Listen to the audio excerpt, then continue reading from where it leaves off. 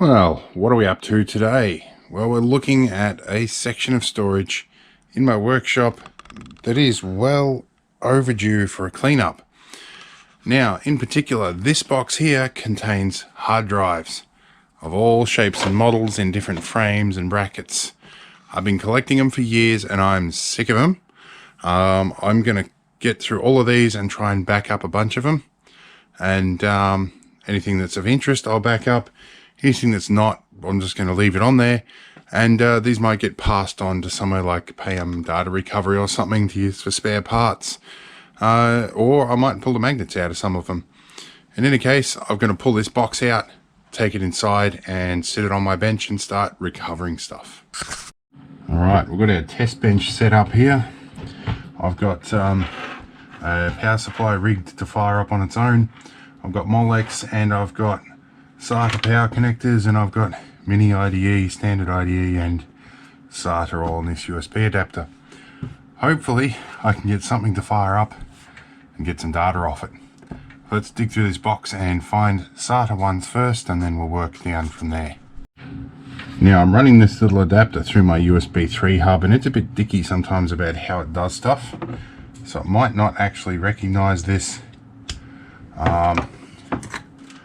Actually, we'll see how it goes. I might not recognize it unless I plug it into a port that connects directly back to the motherboard, like a non-hub connection. I'm not sure, we'll find out. Now we have IEC power over here somewhere. This should allow things to fire up. Let's plug into data and see what happens. And my power supply is not firing up. Interesting. That power supply worked a minute ago. Let me find out what's wrong with it. Alright, so I finally found a combination that works after going through literally 8 different power supplies, all of which had various problems, which is probably why they're on my parts desk. And ignore the pile of junk that's on the floor. This is what we're trying to get rid of. So we've got one drive working here, and this is a Seagate 500 gig. So I'm going to start going through these drives, and we'll give you little updates in between. Alright, so I'm working my way through everything. I've got a pile of IDE drives. I've got one of these guys, which I think is SCSI or something. I can't remember the name of that interface. I haven't seen it in such a long time. Yeah, it is. It's a SCSI interface, right. I have one of these guys, which I think is mini IDE. I have a Western Digital portable drive that has an integrated controller in here. These ones, usually the controller dies, and this is probably one I've worked on before, but I'll plug it in and see what happens. We've got a stack of SATA drives left to do, a stack of SATA drives I've already done, and then I'll be moving on to IDE. I have found one that was belonged to the museum and it's got problems, but I've managed to back up an old database off it, which will be handy. And I found this little interface here. It's a SATA interface for connecting to drives off something, but that will be handy. And it's got 2 little screw terminals, or screw brackets, so it can stay on. That will be useful if I want to add a SATA drive to my server. Alright, and I have a couple of Xbox hard drives here, which I know are generally encrypted or locked. You can erase everything on them and put it back to where it should be. I don't think I'm going to bother with those guys. Oh, and I've just picked that up, and there was another couple of drives underneath it, both SATA drives. There is one drive that I'd pulled apart to use as a speaker, and I'd connected the voice coils up so that this could wobble, but it's not really working very well anymore. I'll pull the magnets off that one. But yeah, we should get through the box of stuff. Oh, some spare SATA leads.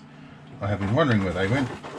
I've needed some spare ones, so they will be handy.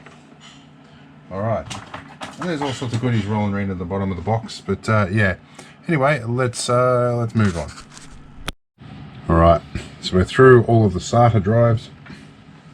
We're now onto the IDE drives. This is going to be interesting. This one I'm pretty sure is an old Xbox drive. It's one of the Seagate ones. And it is coming up as 37 gig unallocated. Yeah, so they used like they used a Linux partition of some kind, I think, or a raw partition, not sure, but it shows as unallocated because Windows 10 can't find it. Anyway, we'll tick through all the IDE drives now. Maybe we'll find one of my old ones with my message logs from like 20 years ago. Just had to stop for a second and go, wow, I'd forgotten how noisy these old Maxtor drives were. Jeez. I've got to reconnect that for this controller to work. But yeah, noisy steppers. And it's only a 20 gig one. Anyway, let's move on. Well, I thought the other one was noisy. I've got a Samsung Spin Point that's clearly got some head problems. It's really got stuck heads or something. You can sometimes dislodge them by slapping them sideways on the bench, but I don't care enough about what's on this thing. It's only a 10 gig drive. But anyway, let's keep going. Alright, so I may have run into a slight hitch here. So you'll see up in the screen up here, I've booted Linux on this machine, and it's showing a lot of these, or all of these IDE drives so far have showed as unallocated space. So I reckon it might actually be a problem with this USB interface not actually reading them correctly. It's reading SATA okay, but it's not reading the IDE stuff right. So I know some of these actually work just fine. So I'm wondering what's going on. It's not understanding something about the protocol here. So I may need to find another way to check these drives. I'm going to go back to the drawing board and have a look. Alright, so we're back in the workshop, and I've had to pick up one of my older machines that's got a native IDE controller. I don't have any PCI Express IDE controllers. I've got PCI IDE controllers. But my new machine doesn't have PCI on it.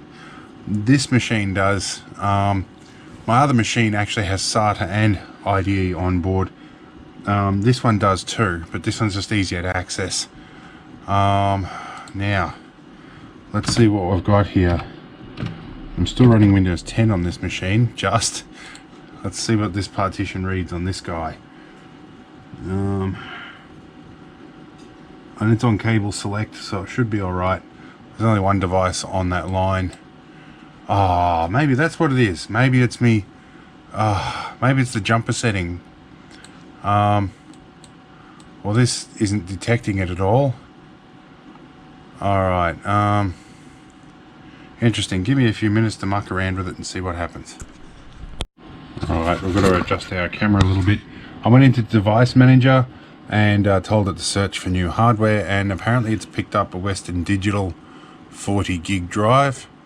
It's an ATA drive, and autoplay's come up, so I guess we want to see what's in the files here. Alright, we're actually into it. So yeah, that USB controller was lying to me, so I'm going to have to go back over all the ones that I've scribbled on. Anything on the desktop in these things. Not under all users.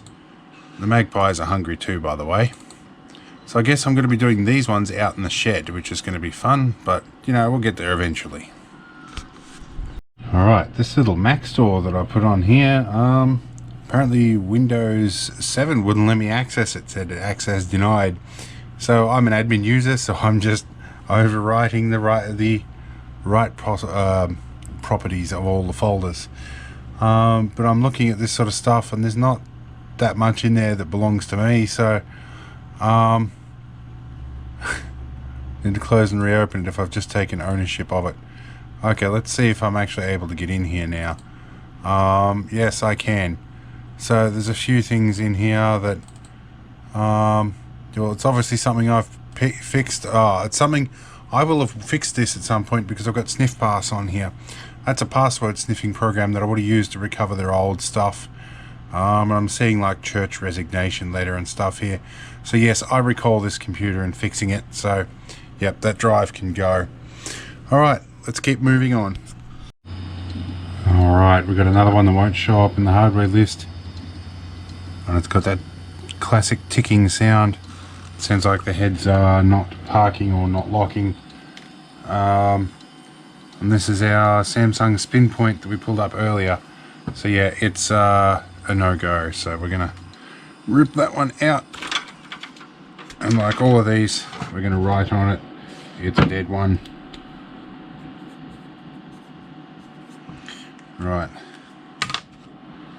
There's quite a few here that are ex-customers of mine. You know, I'm no longer in business doing this sort of stuff, but yeah, I probably should let them know I've got the drive and contact them all if I can remember who they are, and just say, hey, I've still got your old drive here, do you want me to destroy it, or what do you want me to do? So yeah. Alright, let's see how this one goes. What have we got here?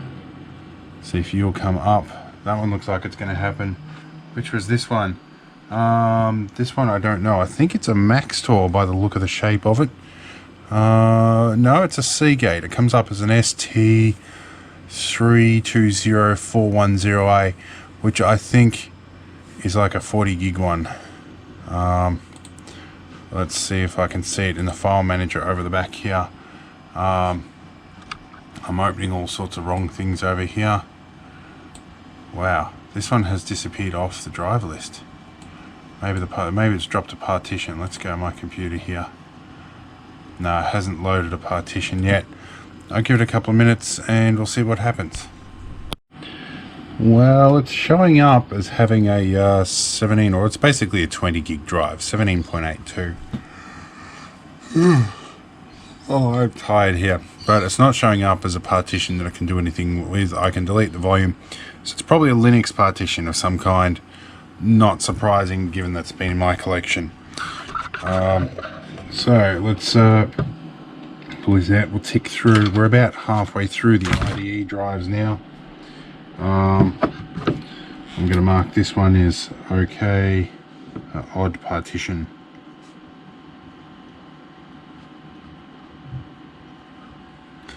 I'm not going to really go too far into depth with a 20 gig IDE drive. It's cold out in the shed here. My dexterity is actually a little bit better, so that's good.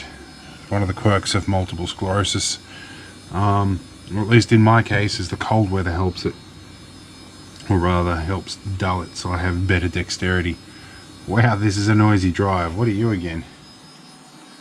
Western Digital is always noisy, almost as noisy as the Quantum Fireballs. So let's see what this one is. We'll go through our device manager up here, let it show up. Shown up as a disk drive. That's great. What kind of disk drive? Let's check disk management. Refresh. Disk management's not. Oh, I've got to reload disk management. Or is it assigned it a drive letter at least? Let's give it another go here. This is definitely the slower way of doing it than with USB, but oh god, I'm yawning. Lazy Sunday. Alright, this one I think's probably got some problems. Let's move on to the next one. Now this next one I'm pretty sure was an Xbox drive. That's what I wrote on it before. But it's an ST3415A, which I think is similar to the ones that Xboxes were used in, but this has got a different bracket. This might have been out of... The bracket looks very similar to one that I had from a cricket club computer. So it may have been out of the same machine, but I can't see them having 3 drives in there. It's a bit more quiet. And I think I've frozen my machine, so give me a moment. Alright, this one's fired up, and it's got an icon manual on here as well, which tells me this could have been one of my old machines.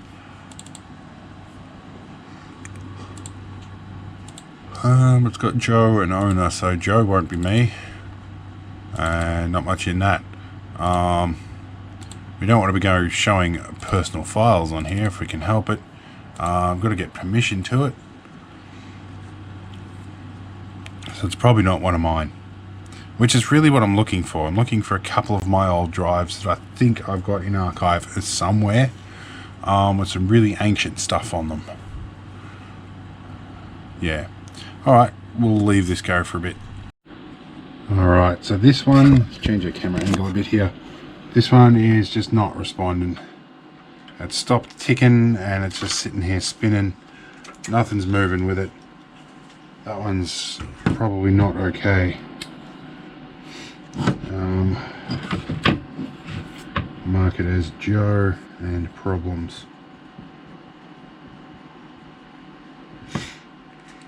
I really thought that was an Xbox drive. I guess they use those. Now this one I thought was a raw drive earlier, or a raw partition. I now know that was a result of the controller that I was using. Let's have a look. Oh, blue screen. Oh, you missed it. I haven't seen a blue screen like that in a few years. But not surprising considering how we're treating this thing. Alright, we'll wait for this to boot up again. Well, what do you know, I was just walking down the hallway and I found 4 more drives from that old Paycom unit. So, we've got a bit more to do. Alright, so this one was a clean OS. There's really no user files on it, but a username of Kim.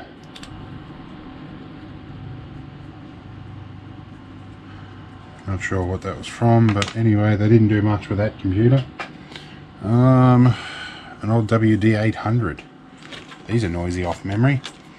We'll find out, I guess.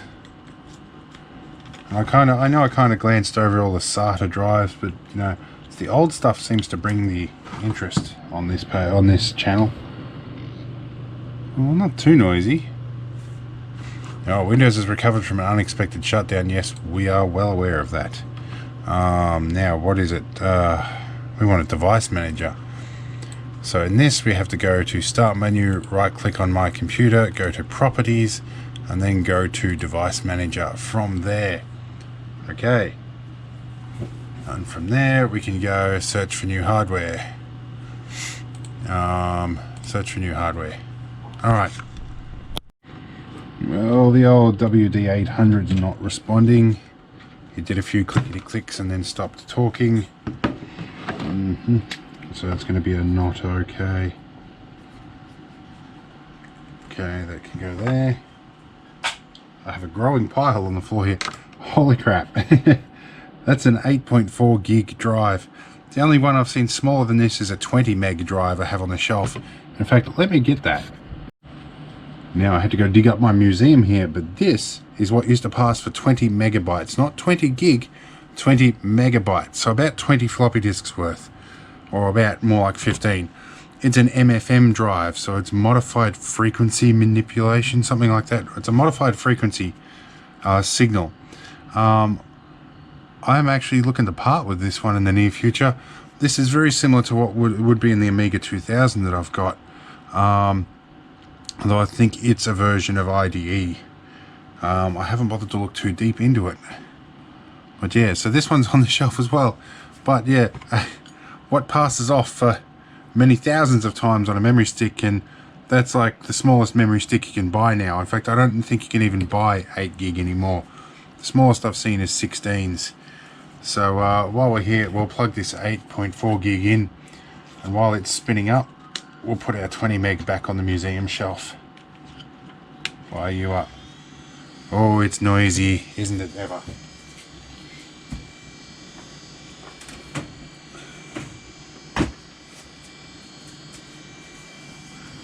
Alright, we'll see what happens with that one. Alright, next up one is, this one is one that's been, the rats have found. I had a couple of rats in my workshop, and they like peeing on stuff, and this was on top of the pile, so they peed all over it. Definitely going to get the, glad to be doing this one out in the shed, and I'm definitely going to get the hand sanitizer out in a minute. See if this one fires up. It's an old Seagate. Well, this one actually is going pretty quick. Let's see what it is. It's an ST3802110A. It's an early model. I'm fairly familiar with the Seagate drive letter names. I like Seagates. Documents and settings. Let's see. I know who this one belonged to. So yep, I won't show his name on camera, but yes, I know this particular guy pretty well, and I know I've backed everything up on that. So that one can come away. We'll write the name down on that one.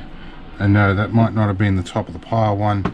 That is just that it was in a particular space. Oh,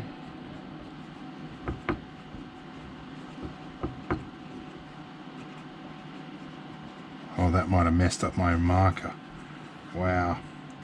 So much gummy crap on here. That makes sense though. That would have lived in an automotive workshop. Alright. Let's try another one here. See how you go. Give this one a shot. Well, we've got about 4 more drives. Those they're the ones that I tripped over before. They're out of that old Paycom recorder. This is a Fujitsu MPC 3043AT. And this one's responding pretty quickly, so I say it might be right. And it's got Westwood on here. And net dialer, June 2000. There we go. Somebody liked to play the old stuff. There's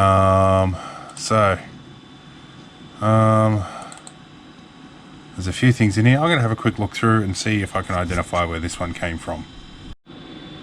Well, this one's got some interesting stuff hiding away on it. It's got some wedding invitations for a wedding in High Park, Illinois. And another one in New Milford, Connecticut. Well, my wife's from Illinois. Maybe this is something that came over with us when we came back over. So we did go over to see the family over there, and that's sort of in the Indiana, Illinois area. So maybe it's something from there. It's hard to identify who these came from. Yeah. Alright. Well, they had a dog at least, so you can probably look at the dog that was there. So yeah, I don't know. Anyway, that's that one. Now let's get on to these Paycom drives and see what's on them. Now, these next drives, I know from the order in which I pulled them out, these 3 drives will be storage and this is operating system. This is mostly out of curiosity because I'm interested to know the means by which they actually stored things on a Paycom drive, and if there's anything overtly proprietary about it. Wow, that drive won't even fire up. Oh no, it is. Wow, that's a slow spin up. Wow. And it's actually spinning up quite fast, and there's these big, what look like magnetic buffers on there as well. I'd say these are dedicated surveillance drives. So the Hitachi Desk Stars. I don't know what RPM they're at. 72,000 RPM. Alright, so that explains why they're a little bit quicker than I expected. They've come up okay. I wonder what partition system we're using. Alright, so it's coming up as a Windows compatible partition. Really? It's still showing as having Westwood in June 2000 on there. No, I think that's the index off the old drive. I think we probably need to get it to actually re-recognize everything. Let's give us a moment. Alright, so it has actually re-recognized the drive, which is good. And it's a HDS 725050KLA T8080A device. Now that is a longer serial number than I've seen before. Though that being said, I haven't dealt a lot with Fujitsu drives. And it's showing as a 500 gig drive with 140 meg free. And it's showing a folder called II Bank. And it's got a disk info and a summary. So, okay, so it looks like what they've done with this is they've used sort of a hidden file, or maybe that drive wasn't used. But there's a disk summary on each one. So yeah, they're splitting the index from the file, which is what I'd expect. Let's swap over to the other drives till we can find some footage. I'm just going to spin this drive up again and show you something an interesting conundrum. These, I think these take a while to spin up because they've got big thick platters in them. So I think these are definitely dedicated surveillance drives. I'm going to let this spin up, then I'm going to disconnect the power. I'm going to let you show you the gyroscopic behavior it exhibits. So if I put this between two fingers and I twist it, it acts like a gyroscope. So yeah, definitely good one. Definitely good drives. So yeah. Now I wouldn't normally do that to a drive because that's a good way to break them, but these ones are not valuable by any sense of the word at the moment. I'm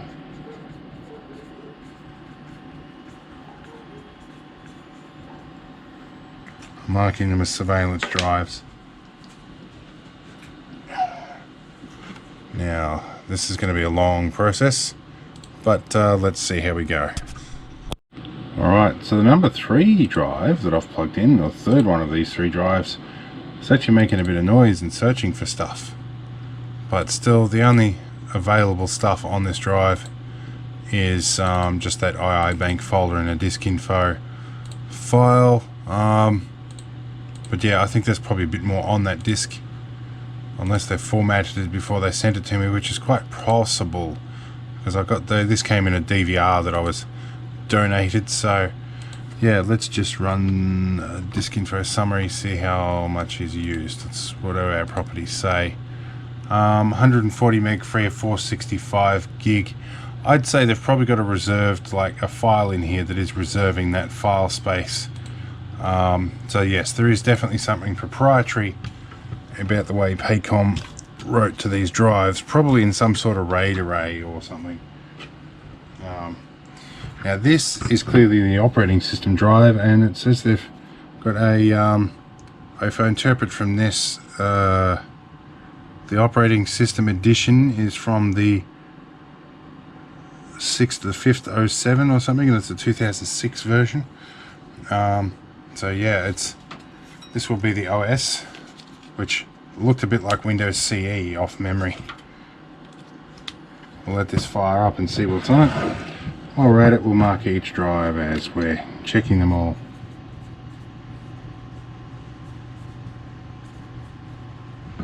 Alright, this is tedious work that's got to be done sometimes, especially if you're trying to have a clean up and you don't want to throw away things.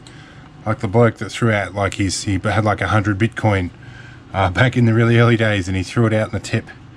Yeah, you wouldn't want to do something silly like that. I never really got into Bitcoin. Yeah, it's one of those mistakes that I probably could have, I could probably regret, but you know, crap happens. At least I didn't lose anything, I just never invested the effort in the first place. Alright, this guy's going to fire up. What have we got in here? This is an ST, oh, this is a Seagate. Okay, so this is an ST3250824AV. So it's a Seagate. I like Seagates. Okay, this has got SmartGuard on here, and it's got a status log, and it's also got iibank. I think they've got some partitions hidden in these, in a format that at least Windows doesn't understand. Oh, this one does have 2 partitions. So it's got a 222 gig partition with 58 meg free. So it's alright, so it's using at least that part of it to store footage as well.